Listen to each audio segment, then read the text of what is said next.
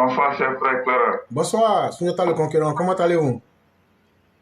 Je vais très bien chez vous. Oui, Dieu merci, tout va très bien. Et Abidjan? Oui, ça va par la grâce de Dieu. Que Dieu nous maintienne dans ses grâces. Okay. Que Dieu nous aide. Amen. Donc, on vous laisse la parole. Alors, je vous remercie de me donner la parole. Ce soir, nous allons encore parler des opposants. Et j'ai vu que dans l'émission, vous avez parlé d'un des leurs, en l'occurrence Niamien Kona. Vous avez vu, cet individu-là, il pensait que quand on est au pouvoir, du jour au lendemain, si on décide de sauter les navires ou devenir opposant, ça peut être facile. C'est ce qu'il se disait certainement. Et on a vu, il était ministre dans le gouvernement et pendant un bon moment, il a été sorti du gouvernement. Et une fois dehors, au départ, il pensait que c'était un jeu. Qu'est-ce qui a pu bien se passer? Les gens ont remarqué qu'au départ, il avait de ces déclarations. Une fois parti du gouvernement, il avait de ces déclarations à tout moment. Quand vous voyez, il n'y avait que des gags là-dedans. Il y avait des déclarations tapageuses là-dedans. Il y avait parfois des paroles même. C'est comme si quelqu'un est en train de dormir ou bien il rêve et puis du jour au lendemain, comme ça, une fois, il sursaute de son rêve. Bon, il disait tout et dit n'importe quoi en même temps. Un peu comme du coq à l'âne. Alors, curieusement, qu'est-ce que vous pouvez constater? Vous pouvez constater que depuis un bon moment, il est en train de renverser la veste et qu'il est à la recherche même d'un autre poste. Qu'est-ce qui peut bien expliquer cela? Pour être plus clair, on va comprendre très facilement que être opposant de Ouattara, ce n'est pas du tout facile. Ce n'est pas du tout facile d'être un opposant de Ouattara. Pourquoi? Vous avez bien remarqué la plupart du temps, ces ministres-là, combien de fois on prenait soin d'eux? Combien de fois ils étaient bien traités? Ils ne s'imaginaient pas que c'est la grâce du président qui était sur eux. Vous avez vu l'épisode Mabé Bacchus. N'étant plus au gouvernement, vous avez vu la traversée des déserts de, on va dire, quelques mois, ce qu'il était devenu. Et du jour au lendemain, il s'est rendu compte que l'affaire n'était pas aussi simple que ça. Il a tout fait, il est revenu. Niamien Kona, lui, au départ, il pensait que c'était un jeu. Il faisait tout et de n'importe quoi en même temps. Et à un moment donné, ne sachant même plus quoi faire, il est devenu un militant du PDC-RDA. Le parti que lui-même il a créé, ce parti-là, ne mobilise plus et même il avait même perdu le parti. Donc il a cru bon de sauter pour tomber au PDC-RDA, espérant que les choses iront mieux. Aujourd'hui, il constate que la traversée des déserts ne prendra pas fin maintenant et l'homme sait pertinemment avec ce que l'opposition ivoirienne montre comme signe, les choses pourraient se compliquer plus pour lui dans les années à venir. Que va-t-il faire exactement? Que deviendra-t-il? Qu'est-ce qui adviendra? Nul ne connaît l'avenir. Mais quand on regarde attentivement la situation, tout le monde sait aujourd'hui que ce n'est pas un Konan Bédié ou bien un Laurent Gbagbo qui va revenir au pouvoir. Si un Konan Bédié ou un Laurent Gbagbo ne reviendra pas au pouvoir maintenant, alors, quand on regarde aussi dans le paysage politique ivoirien, surtout du côté de l'opposition, on ne voit vraiment pas quelqu'un de fiable qui pourrait émerger. Donc, du coup, l'inquiétude est grandissante chez les opposants aujourd'hui. Parce que, à la fin de la journée, d'après eux-mêmes, vous connaissez les jargons de beaucoup d'Ivoiriens. Qu'est-ce que je veux manger? Le jargon de beaucoup d'Ivoiriens, c'est ça. Je peux beau parler, je peux beau bavarder, je peux beau dire ce que je veux, mais à la fin de la journée, il y a la survie qui est là. Quand on est habitué à sucer les mamelles de l'État pendant plusieurs années, quand on est habitué à vivre aux dépens des mamelles de l'État et que du jour au lendemain, on coupe les vivres, croyez-moi, pour les citoyens ordinaires comme nous, qui vivons sans ces mamelles-là, on peut se dire que dans tous les cas, bon, ce n'est rien, mais quelqu'un qui est habitué, croyez-moi, c'est un calvaire. Quand la traversée des déserts prendra fin, l'homme, quand il regarde, il ne voit aucune issue. Donc, après les déclarations tapageuses, que faut-il faire pour retomber sur ses pieds? Vous savez, on a l'habitude de dire que souvent, il ne faut pas trop parler. Quand tu parles trop, vers la fin, lorsque la parole te rattrape, toi-même là, tu ne sais plus ce que tu vas faire pour revenir sur ce que tu as dit. Aujourd'hui, quand vous regardez très bien, c'est le cas. Pour Niamey Konan, c'est le cas. Pour Guillaume Zéro. Les Mabri Toakeuses, eux, ils ont su arranger pour eux, ils sont revenus. Les Amotano, sans aucune honte, ils ont arrangé pour eux. Ils sont revenus.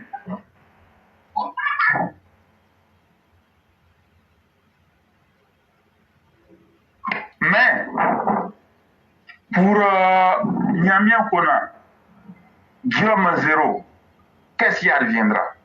On ne sait pas. Bon, ceux qui n'ont pas encore compris la situation, il y en a, vous voyez au PDCI, il y a un nouveau porte-parole là-bas, lui, il bande toujours les muscles. Lui, il bande toujours les muscles, il tape. Et lui, il n'a pas encore compris. Un moment arrivera où il se calmera à jamais. Parce qu'en Côte d'Ivoire, comme on est dit, nous connaissons tous en détail. Tous ces politiciens que vous voyez,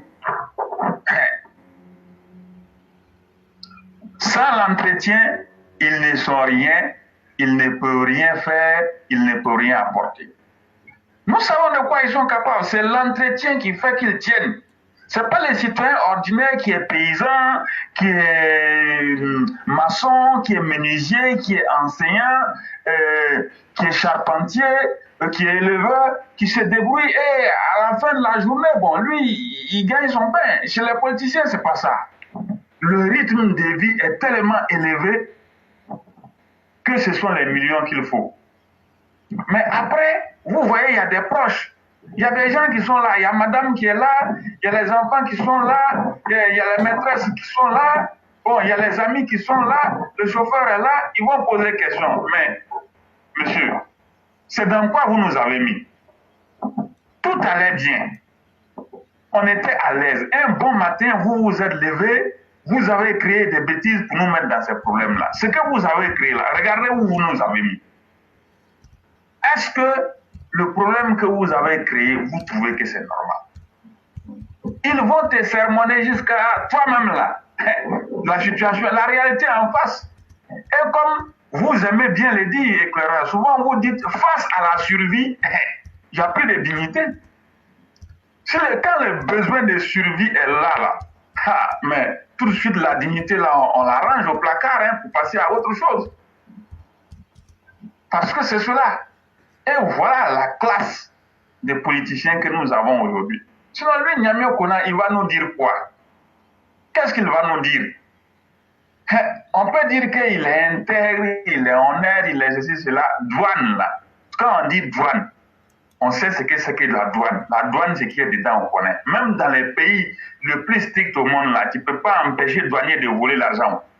Douanier, là, tu vas monter, tu vas descendre à la fin, là, il empoche pour lui.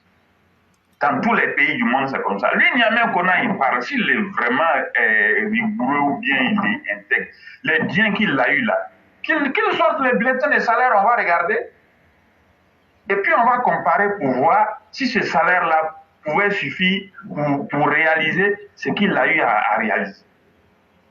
Donc après, il ne faut pas qu'il nous emmerde. Ce n'est pas l'homme le plus intègre de Côte d'Ivoire.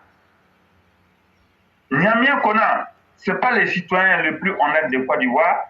Niamey Kona, ce n'est pas l'homme le plus intègre de Côte d'Ivoire pour toujours se lever et dire que non, il faut qu'on me donne ça, je ramène ça. Même il faut me nommer, je ne sais pas, le patron de la lutte contre la corruption. Je dirais non.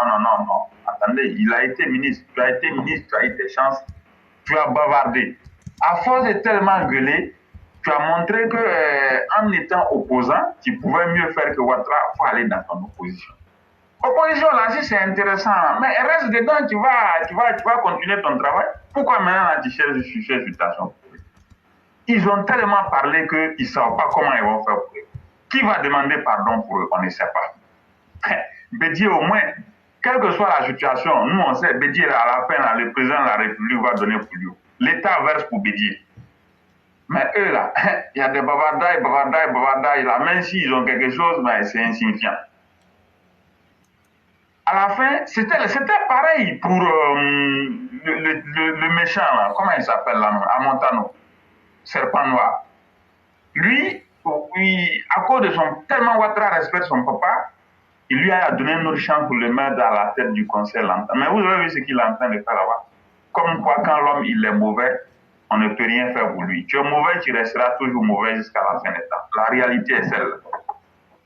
Donc nous pensons qu'aujourd'hui, il y a des compétences partout. Niamey, s'il arrête de nous embrouiller, s'il a décidé de faire opposition, il faut assumer. L'opposition, ça s'assume, hein? Ça s'assume. Les Guillaume, là, ils ont tellement parlé que Guillaume a tellement Guillaume parle. Finalement, ces lieutenants ont compris que affaire là. Les gens comme Sekongo Félicien, qui occupaient le poste d'administrateur des impôts. Si ce n'est pas la situation exceptionnelle, toi, Sekongo Félicien, après la crise, on leur avait offert des centaines de postes aux impôts, au trésor, à la douane. C'est dans ça, lui, il était devenu administrateur des impôts, je pense. Vous avez tout eu. Et c'est des gens qui ont tout eu, même au détriment des militants RDR, même qui sont restés à Abidjan et un peu partout sur l'étendue du territoire pour mener le combat. Ils ont tout eu. Mais à la fin, qu'est-ce qu'on n'a pas vu ici? Félicien, 1 an, 2 ans de prison, les Féliciens, c'est comme au Kanigui, ils ont compris que affaire là. On peut être dehors en train de parler, mais prison là, c'est pas facile, hein? Ils ont négocié leur situation. Tout doucement, ils sont sortis des griffes. Et voilà, ils sont dehors. Ils profitent du système à nous.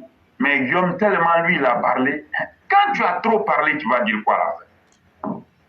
Non, tu vas te cacher pour prendre quelqu'un pour venir demander pardon. Mais ce que tu as fait et tout ce que tu as dit là, ça est là.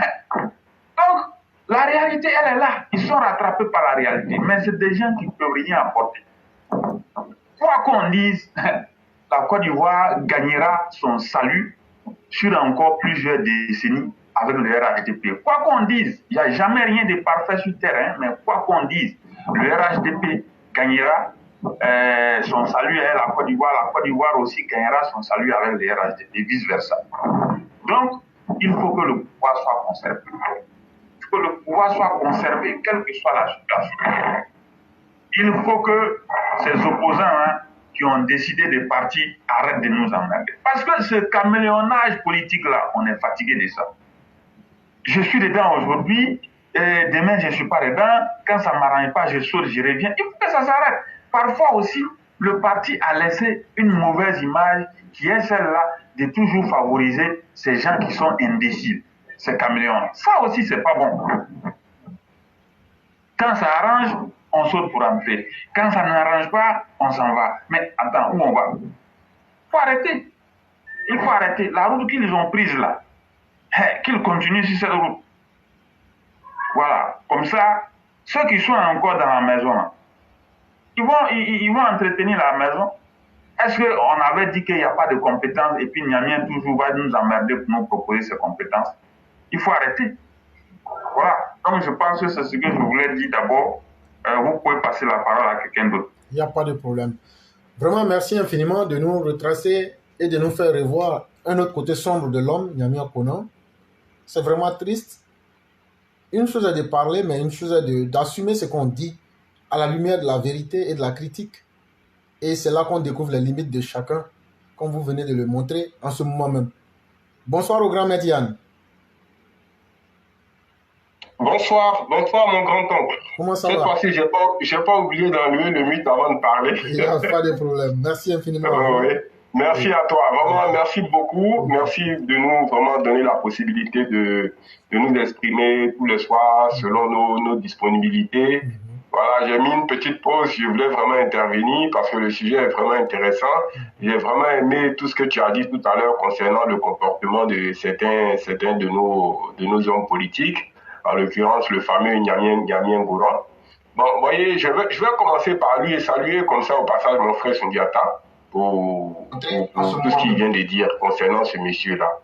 Vous savez, on est dans une situation où ces gens-là, aujourd'hui, ce sont des gens, c'est pas des producteurs en tant que tels. C'est des gens qui ont toujours vécu au crochet de l'État. Ils sont rentrés dans la fonction publique et voilà, du coup, ils n'arrivent pas à produire. C'est des intellectuels. Pour moi même, c'est pas des intellectuels. Parce qu'un intellectuel, c'est quelqu'un qui est capable de vivre, de produire à travers sa connaissance, à travers son intelligence et à travers l'expérience qu'il a acquise pendant sa formation, je vais dire, universitaire ou à sa formation académique. Mais voilà des gens qui tout de suite, ils laissent le travail administratif et tout de suite ils bifurquent dans la politique. Et ils s'accrochent à ça comme si la politique était un métier. Et ils deviennent des carriéristes, des politiciens carriéristes. C'est-à-dire le jour qu'on leur arrache le pain de la bouche, ils sont désorientés, ils perdent la boussole, ils perdent le nord. Vous voyez, avec ces gens-là, ils sont prêts à tout. Ils montrent même à travers même leur attitude, ils montrent même leur médiocrité, ils montrent leur incapacité à gérer la cité. Donc, pour pouvoir se faire une place au soleil, ils usent de ce qu'on appelle la bassesse de l'instinct même, c'est-à-dire tirer les populations toujours vers une situation où ces populations-là restent attachées à leur instinct grégaire, leur instinct tribal, et parce qu'ils rentrent dans une certaine facilité en mettant devant ces populations-là le discours de la xénophobie, le discours, c'est-à-dire le raccourci facile. Vous avez, vous et moi, on parle la même langue. Mais à ce jeu-là, vous et moi, on a les mêmes origines, on a les mêmes coutumes, on parle la même langue. Nous, on est comme si, restons ensemble, restons solidaires. Mais à ce jeu-là, vous n'êtes pas les plus gagnants. Vous n'êtes pas les plus gagnants. Parce que nous, là, parmi nous, là, il y en a, on a tué, puis on a dit tuer encore. Il y en a beaucoup à la maison. Quand on a été tué, oui, mon grand-oncle. Non, je disais que c'est Dinkacha. Ah, bon voilà. À l'enterrement du neveu de notre cher aîné, bon, on allait tuer son neveu là-bas. Mais on a vu tout ça là. Donc, vraiment, il faut sortir de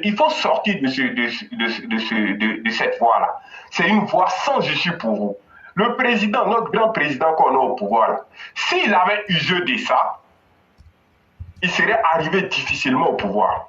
Mais nous, on a vu la souffrance qu'il a endurée.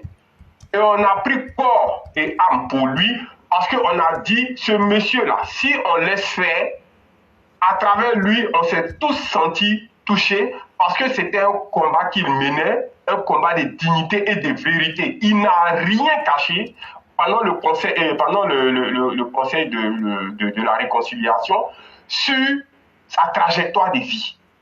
Voilà un homme honnête. Voilà un homme clair. Voilà un homme intègre. Voilà un homme juste. Il est venu, il a tout étalé. Bon, il suffit simplement d'avoir une certaine dignité, une certaine honnêteté en soi, une certaine intégrité en soi, même une once d'intégrité en soi pour dire ce monsieur-là, on est en train de le fatiguer pour rien, on est en train de l'accuser pour rien. Voilà la trace. Il a déposé ces documents de toute sa lignée. Mais que voulez-vous donc? Et on est encore en 2023.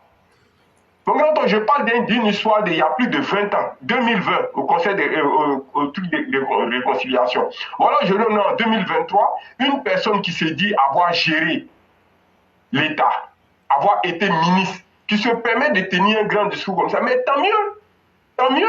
Moi, je suis Kone Mamadou aujourd'hui, je dors tranquille. Parce qu'il a fait le palabre de Kone Mamadou et il a lui-même, c'est lui-même qui va permettre à Kone Mamadou, sans même se justifier, sans battre campagne, d'être installé à la mairie de Bouaké. Et nous allons faire tout.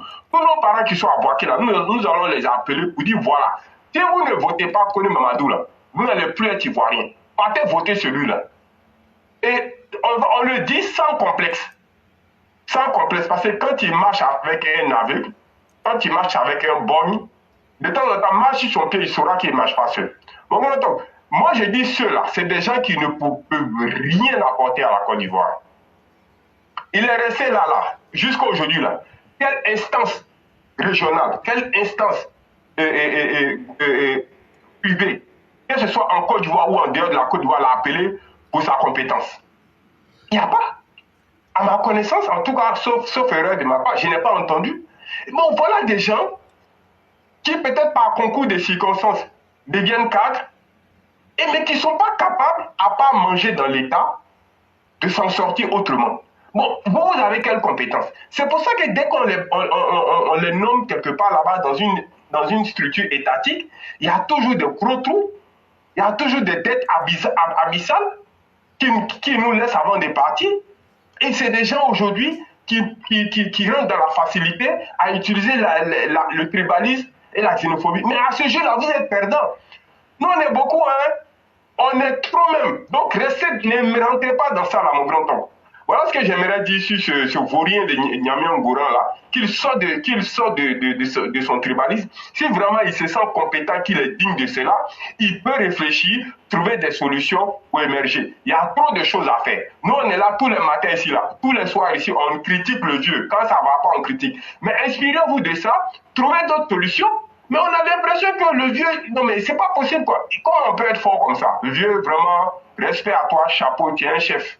Vraiment, tu es un chef. On t'aime et que Dieu te donne longue vie. Mon grand-oncle, j'aimerais maintenant parler d'un sujet qui me tient à cœur, que tu as vraiment évoqué, un sujet auquel je pensais pendant très longtemps, concernant la dictature bancaire, la dictature mondiale bancaire sur les pays africains. Une fois, j'avais repris ici un peu le témoignage de, son nom m'échappe, c'est un Sénégalais qui est un pédopsychiatre spécialisé dans le... Voilà, monsieur Ibrahim Giroud. Il est spécialisé dans le domaine de la psychiatrie, de la psychologie infantile et cognitive. Ce monsieur-là avait expliqué les déboires qu'il avait eus avec la branche de l'UNICEF du Sénégal. Comment il fut malmené par le directeur sénégal de l'UNICEF. Dans les institutions internationales, les Noirs, il y a du racisme, il y a du racialisme, et il y a même un refus même de respecter le noir, sa juste valeur selon ses compétences. Voyez, il y a une grande discrimination qui se passe dans les institutions internationales. Quand il s'agit de l'Afrique, c'est toujours un autre jugement. L'Afrique n'est jamais mise à son niveau. Mais pourquoi est-ce que, quand on a des personnes, rien qu'en Côte d'Ivoire, comme Zézé Stanislas, qui a créé Bloomfield, une agence de notation qu'on appelle Bloomfield, pourquoi on ne peut pas s'inspirer de cela pour créer nous aussi nos propres agences de notation? Mais là-bas, dis-moi mon grand-oncle, le FMI, là, ils produisent quoi? Ils produisent quoi? Les banquiers produisent quoi? Ils produisent rien du tout. Mais pourquoi c'est eux qui doivent maintenant être assis sur la production, sur le travail des gens, pour esclavagiser les gens, pour vampiriser la souffrance et la misère des gens? Pourquoi? Mais parce qu'aujourd'hui, on est dans un système qui est mondialisé et nous, Africains, notre malheur, c'est que nous croyons pouvoir rattraper ce retard-là. Mais c'est impossible. On a nos propres standards, on a nos propres valeurs, on a nos propres étalons de comparaison, on a nos propres mesures. On ne peut pas... où ils sont arrivés là, dans le matérialisme, le système matérialiste qu'ils ont choisi là, on ne pourra jamais les rattraper. Parce qu'ils ont des longueurs d'avance sur nous. L'Afrique doit, comment il s'appelle, se réinventer en tenant compte d'elle-même, en tenant compte de ses propres richesses. Mais moi, je n'arrive pas à comprendre comment est-ce que, avec tous les grands intellectuels que nous avons, c'est vrai qu'ils ont été formés à l'école occidentale, mais qui ne sont pas capables aussi de s'inspirer de ce modèle-là et puis créer un modèle endogène. Le capitalisme se nourrit de lui-même. Le capitalisme est un serpent qui se nourrit de lui-même. Et tant qu'il y a des possibilités que d'autres soient plus riches que d'autres, le capitalisme va toujours continuer à se mordre la queue en se nourrissant de lui-même. C'est ça. Regardez toutes les inventions qui sont en train d'être faites aujourd'hui pour que ce système capitaliste-là survive. On crée tout. On crée tout. Toutes sortes d'absurdités, nous voyons ça.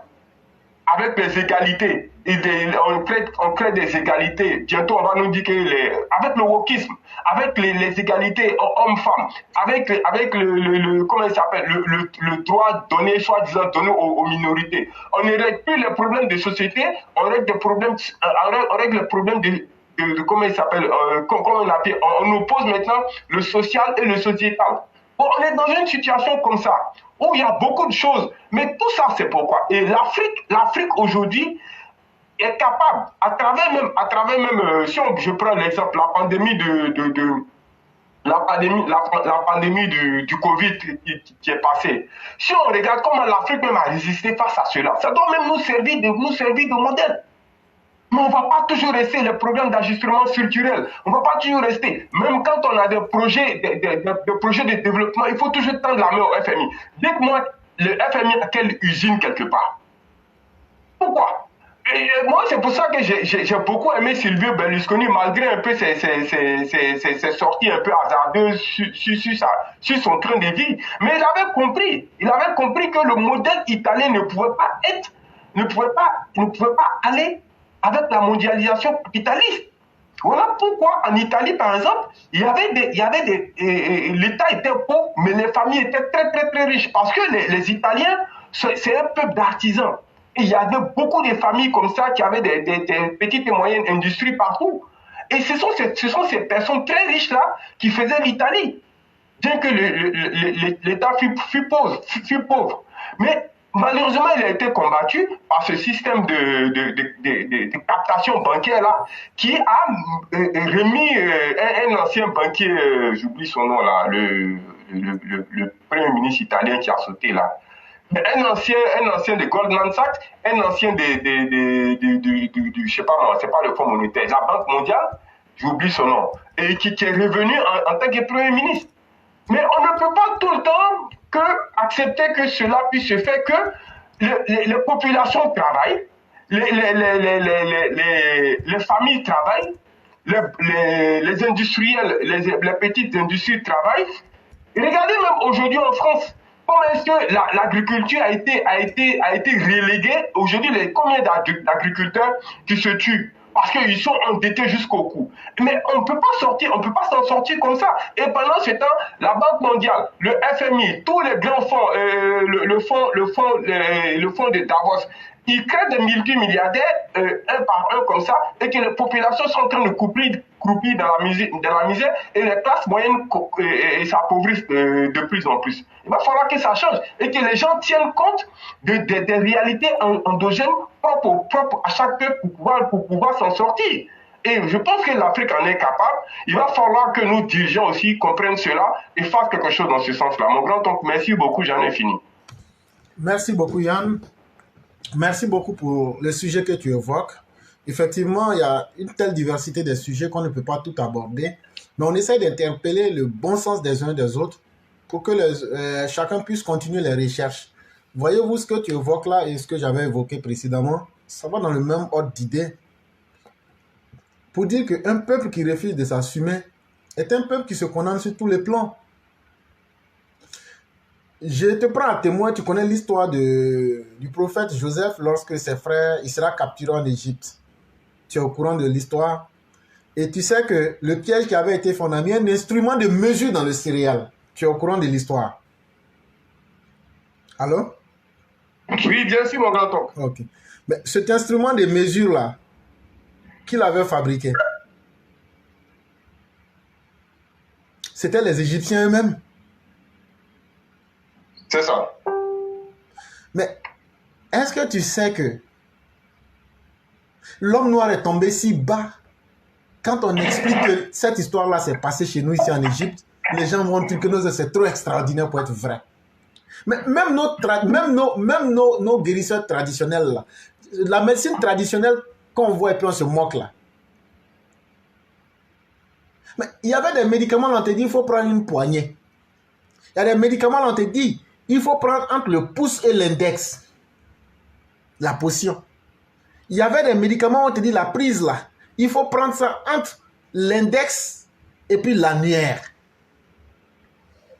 Tout ça, c'était des instruments de mesure. Mais tout ça là, nous on a considéré tout cela comme des sorciers. On a pensé qu'en suivant les autres, on allait se libérer. Mais ce sont les bénéfices de suivre les autres là qui est là aussi. C'est le bénéfice de suivre tout le monde bêtement là qui est là. Et tant que l'Afrique va continuer à laisser les autres réfléchir à sa place, les autres ne vont jamais réfléchir pour que nous puissions nous-mêmes nous libérer. Les autres vont réfléchir pour nous condamner. Mais comment quelqu'un peut aller créer un système et puis toi qui n'as rien fait là, la personne va venir te mettre au même niveau que lui?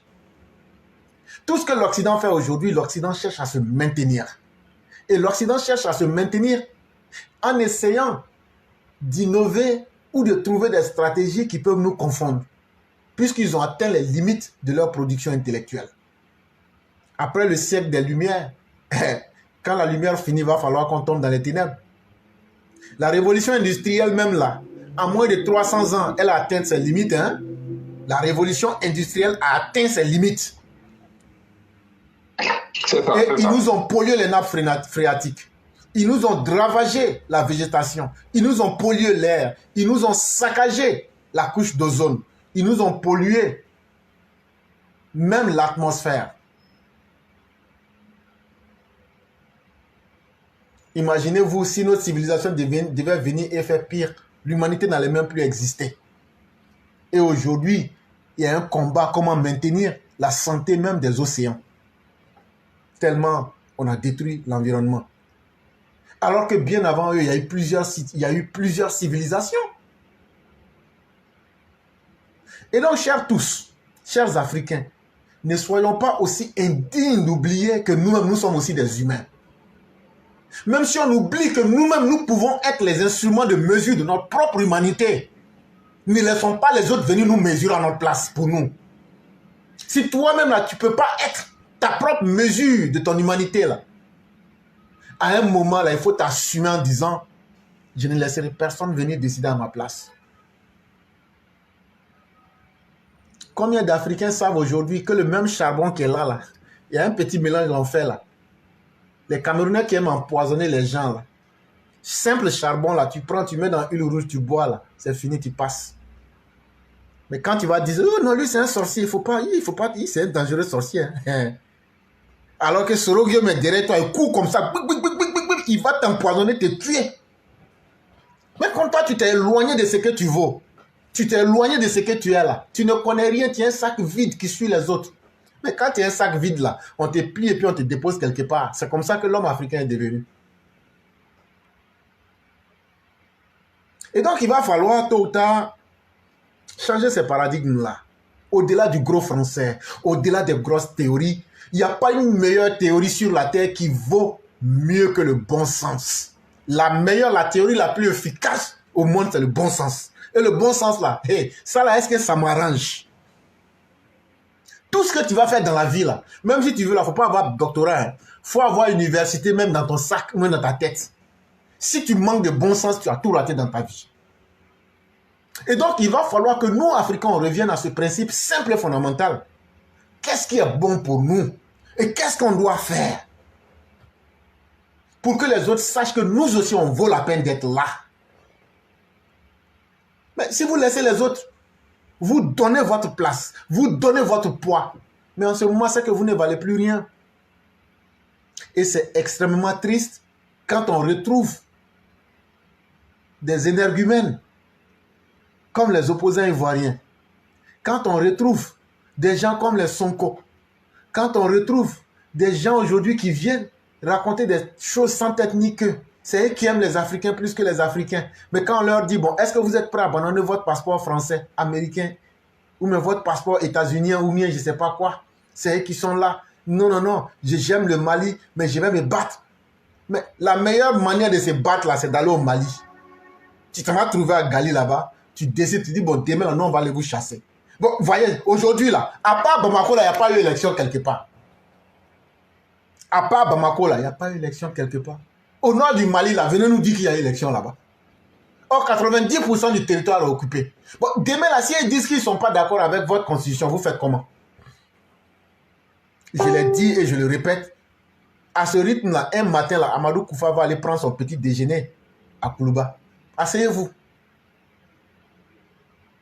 L'homme noir est devenu tellement ignoble sur la terre que Dieu lui-même, souvent, il s'assoit et il a honte. Mais ce n'est pas la faute à Dieu, c'est la faute à nous-mêmes. Parce que chaque être humain, là, quand Dieu t'a créé, là, c'est déjà énorme. Toi-même, tu peux donner un sens à ton existence. Et c'est ce que le président est en train de faire. C'est ce qu'il est en train de nous prouver.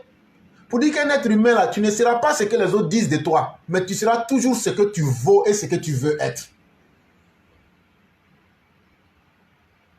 Et ça, si cette génération n'a pas compris cela, c'est qu'on aura tout raté.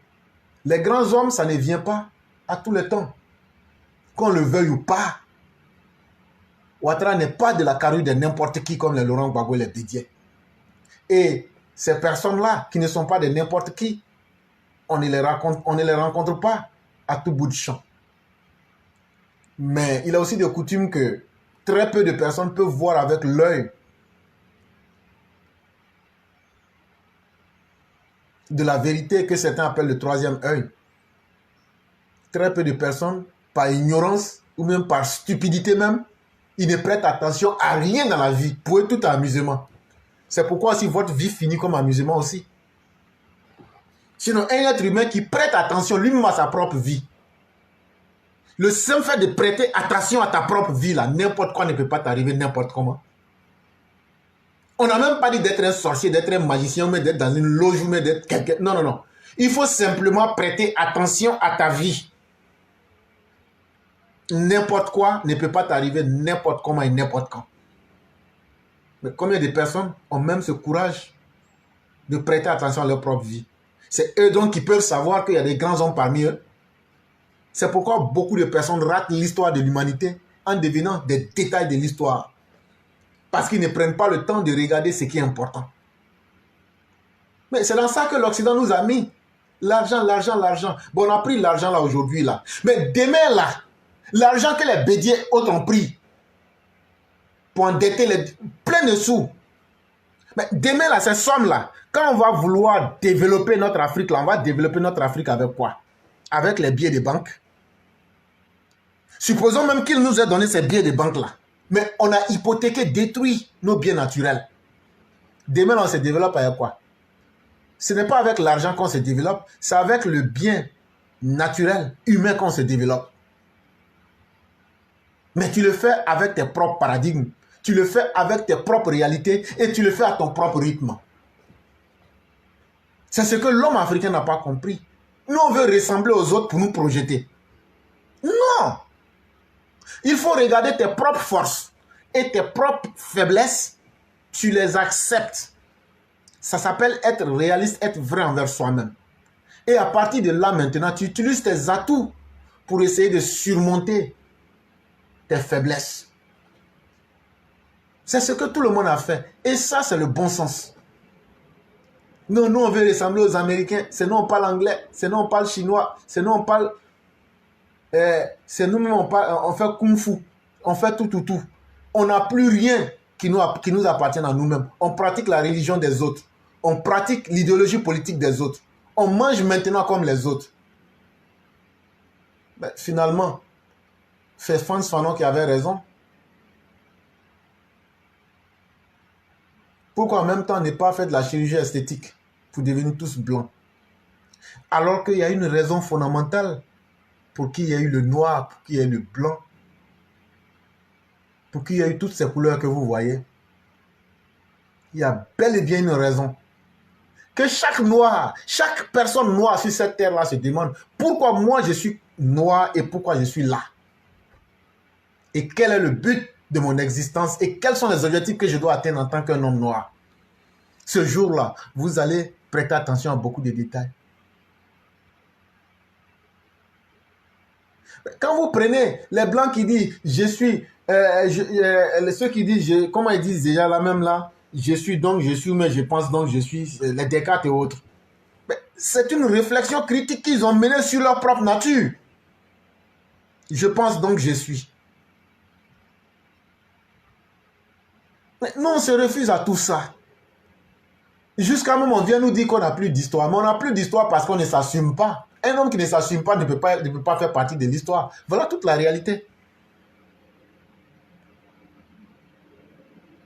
On a des peaux noires, mais chacun veut être blanc. Au fond de lui-même, pour être fier de lui-même. Et donc, Dieu s'est trompé. C'est assez triste. Et donc, j'allais m'arrêter là. Si Sundiata voulait prendre la parole, on allait la lui redonner. Allô? Oui, Sundiata le comprend. Bon, juste intervenir sur un aspect financier, comme vous avez évoqué l'aspect financier ici. À regarder même seulement le mécanisme des banques commerciales ici, et regardez le taux de bancarisation. C'est de combien? Ça ne vaut même pas les 20%. Dans un pays comme la Côte d'Ivoire, n'allez pas me demander qu'est-ce qu'il en est pour les autres pays de la sous-région. Donc tout ça pour dire quoi? Que le système même financier mondial, tel qu'il est, bien des fois, il ne correspond même pas à nos réalités. Et aujourd'hui, les décisions qui sont venues de l'Occident, que nos banques commerciales appliquent ici, ça fait que ça facilite même pas la tâche même à quelqu'un qui ne sait même pas lire et écrire. Même vous-même qui savez lire et écrire simplement, les services bancaires ne sont pas inclusifs. Vous regardez même aujourd'hui la carte. Combien ça a utilisé la carte? Mais la même carte bancaire, vous savez qu'en même temps, on peut faire un retrait, on peut aussi faire un dépôt au guichet automatique. Mais tout ça, est-ce que ça correspond à nos réalités? Quand vous allez à la caisse, aujourd'hui, les gens cherchent à supprimer même la caisse. Quand vous allez à la caisse, vous remplissez un formulaire. Si vous voulez 300 000 francs, vous allez vous asseoir là. Le gestionnaire, il va appeler, ou bien celui qui veut vous servir, le caissier ou bien le gestionnaire qui est là-bas, il va appeler vous, votre gestionnaire d'abord. Il faut qu'il donne son accord pour 300 000 francs CFA, il faut qu'il donne son accord et il faut qu'on te demande qu'est-ce que tu vas aller faire avec l'argent. Tout ça, un peu comme en Europe. Hein. C'est pas, tu sais, c'est ce qui se passe là. Mais ça a été transposé chez nous ici. Est-ce qu'on a cherché à savoir si ça correspond à nos réalités? Donc souvent, vous êtes là à la banque. Certains, même pour des montants même qui n'en valent pas la peine. C'était quel jour là même? Je ne sais pas, il y a de cela 2 ou 3 jours, j'ai trouvé un monsieur à la banque. Il était venu retirer 50 000 francs CFA. De toute façon, ils ont fatigué les types là. Puisque son agence se trouve dans une autre ville et il est venu, où il a ouvert le compte, c'est dans une autre ville, mais il est venu dans une autre ville. Mais c'est la même banque, en fait. Bon, comme on est là, je ne peux pas donner le nom publiquement. Mais le monsieur vers la fin, pour 50 000 francs CFA, il faisait pitié. Donc aujourd'hui, c'est ça. Pour 300 000 francs, parfois vous êtes là, vous êtes assis. Ils vont envoyer un message chez quelqu'un. Lui, il doit confirmer. Tant qu'il n'a pas confirmé, on ne va pas te servir. Donc tout ça, même, ça fait qu'aujourd'hui, quelqu'un qui ne sait pas lire ni écrire, c'est très difficile pour lui d'avoir accès à la banque. En même temps, vous savez, la banque aujourd'hui, s'il n'y a pas de crédit, la banque s'arrête. Vous voyez, les banquiers, ils ne font que nous encourager. Prenez crédit, prenez crédit, prenez. La réalité est celle-là. Il n'y a pas de crédit, tout de suite, ça s'arrête. Et finalement, vous voyez en Afrique, combien de fois les banques peinent même à se faire de la clientèle parce que ça ne correspond pas à nos réalités. Tout est imposé depuis l'Occident. La filiale est là. On dit, bon, voilà la feuille de route, suivez. Donc, finalement, on fait la grande pression sur les travailleurs dont les salaires passent à la banque. Prenez crédit, prenez crédit, prenez crédit, crédit seulement. Mais est-ce qu'un homme même, on peut passer tout son temps à vivre à crédit? Les réalités même font qu'en Afrique aujourd'hui, en Europe, regardez, même les téléphones portables, vous pouvez prendre crédit pour payer. Moi, je dis, moi, Africain, ma pauvreté n'est pas encore arrivée là pour prendre crédit pour payer le téléphone. Non, si c'est ça, ça n'en vaut même pas la peine. Bon, la voiture, en Europe, on peut prendre crédit pour payer une voiture. Mais en Afrique, d'autres prennent crédit pour payer une voiture, mais c'est une grosse erreur.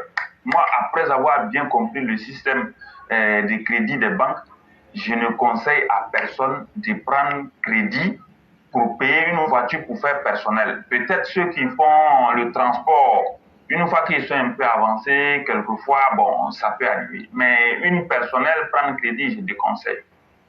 À la rigueur, un logement. Un travailleur peut prendre crédit pour faire face, pour construire une maison.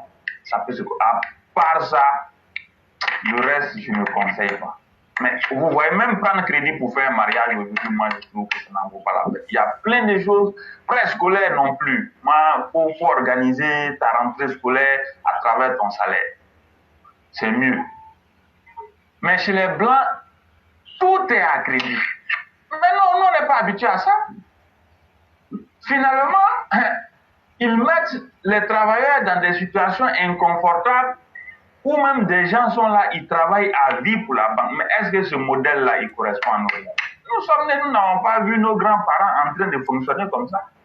Et les taux d'intérêt, on vous dit 10%, 11%, 15%, mais c'est à chiffre.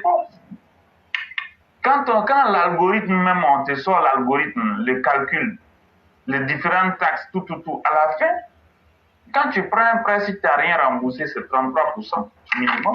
Sinon, parfois, même si c'est une longue période, ça va à 40%. Mais ces vérités-là sont cachées. On ne dit pas ces vérités-là aujourd'hui. Donc aujourd'hui, voici pourquoi vous voyez que le système bancaire même n'est pas assez inclusif. Parce qu'il ne tient même pas compte de la réalité du terrain. À peine 20% de taux de bancarisation. C'est regrettable. Donc, comme quoi, beaucoup de choses qui se font ne tiennent pas parfois compte des réalités du terrain. Donc, finalement, on tourne en rond, et il n'y a pas de solution. Donc, c'est ce que je voudrais ajouter. Merci beaucoup. Et ce que vous dites est tellement évident que moi-même, j'en ai été victime dans une banque c'était l'année dernière. Et comme ça, je vais pour retirer un peu d'argent. Et c'était quand même une petite somme un peu forte quand même. Et là, le monsieur, il me regarde. Et il me dit, mais c'est un peu trop là. Il dit, mais quand j'ai déposé là, tu ne savais pas que c'était trop. Il dit, si c'est que tu dis trop là, si c'est trop même là, on n'a qu'à fermer compte là en même temps. Donnez-moi mon sac d'argent, je vais partir. Moi, j'ai coupé court. Hein. Ils m'ont donné ce que je voulais et puis je suis passé. Je n'ai pas le temps pour ça. En réalité, il faut que les gens ne s'adaptent même pas du tout. On croit du copier-coller. Et même les cartes magnétiques là, les trucs là, les machines là valent ça. Bon, ça, c'est quoi ça? Les cartes magnétiques là encore là, on te charge par mois pour ça. Bon, quand tu vas retirer l'argent là, on coupe dedans encore. Vraiment, le système bancaire, c'est pourquoi le vieux, c'est nous faut lui mettre son argent de coton dans le canari et puis garde ça derrière, sous le lit. Mais bon. Ah, mais parfois, ça peut faire rire. Hein. Mais moi, finalement, j'ai fini par comprendre ceux qui gardent leur argent sur eux. Parce qu'on peut dire que y a l'insécurité qui est là. Mais le grand commerçant de bétail, le grand commerçant, qui lorsque les marchandises arrivent, lui a besoin de la liquidité. Effectivement. La liquidité pour payer les marchandises. Mais il va s'arrêter à la banque pour dire, il faut aller à la banque, tu dis tu veux 2 millions, tu vas voir ce que les gens vont te montrer. C'est vraiment une perte de temps. C'est pas facile. C'est pas facile. Bon, c'est regrettable. Si le système ne correspond pas aux réalités, on va faire comment?